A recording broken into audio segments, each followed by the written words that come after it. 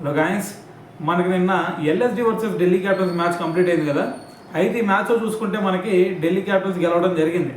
అయితే మరి దీని తర్వాత మరి ఎల్ఎస్డి కెప్టెన్ రిషబ్ పంత్ ఏమంటున్నాడు అనే దాని గురించి వీడియోలో క్లియర్గా మాట్లాడడం. అయితే దానికంటే ముందు మనం ఒకసారి ఓవరాల్గా మ్యాచ్ చూస్తే ఫస్ట్లో మనకి ఎల్ఎస్డి బ్యాటింగ్ చేసింది. దాని తర్వాత వాళ్ళు కేవలం 159 రన్స్ మాత్రమే చేయగలిగారు. సో దాంట్లో వాళ్ళకి ఒక మంచి ఫ్లయింగ్ స్టార్ట్ వచ్చినా సరే మిడిల్ ఆర్డర్ కొలాప్స్ అవడం వల్ల 159 రన్స్ చేశారు. అయితే దాని తర్వాత బ్యాటింగ్ దిగిన ఢిల్లీ క్యాపిటల్స్ వచ్చేసరికి వీళ్ళు కేవలం 2 వికెట్లు మాత్రమే కోల్పోయి మ్యాచ్ని ఫినిష్ చేశారు, అది కూడా 17.5 ఓవర్స్లోనే. అయితే దాని తర్వాత Rishabh Pant post match presentation అప్పుడు మాట్లాడుతూ, మేము ఈ మ్యాచ్ ఎక్కడ ఓడిపోయామంటే టాస్ అప్పుడే మేము ఓడిపోయాం. ఎందుకంటే ఈ గ్రౌండ్లో ఎవరైతే టాస్ గెలుస్తారో సో వాళ్ళకి గెలిచే ఛాన్సెస్ ఎక్కువ ఉంటాయి. సో మరి ఇక్కడ ఫస్ట్ ఎవరైతే బౌలింగ్ చేస్తారో సో వాళ్ళకి ఫేవరబుల్ కండిషన్స్ ఉంటాయి. సో ఈరోజు జరిగింది కూడా అదే.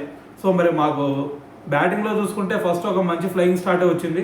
దాని తర్వాత చూసుకుంటే మా మిడిల్ ఆర్డర్ మొత్తం కూడా కొలాప్స్ అయిపోయారు. సో ఇక్కడ మా బ్యాటింగ్ వైఫల్యం వల్ల సో ఈరోజు ఈ సిచ్యువేషన్లో ఉన్నాం.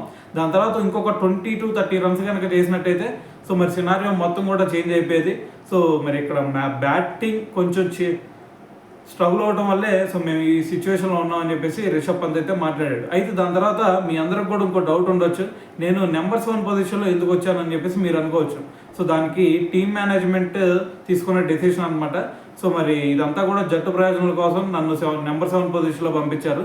సో ఏదేమైనా సరే మరి ఈరోజు క్రెడిట్ మొత్తం కూడా ఇవ్వాల్సింది ముఖేష్ కుమార్కి. మా మిడిల్ ఆర్డర్ మొత్తాన్ని కూడా స్ట్రగుల్ చేసి పెట్టాడు.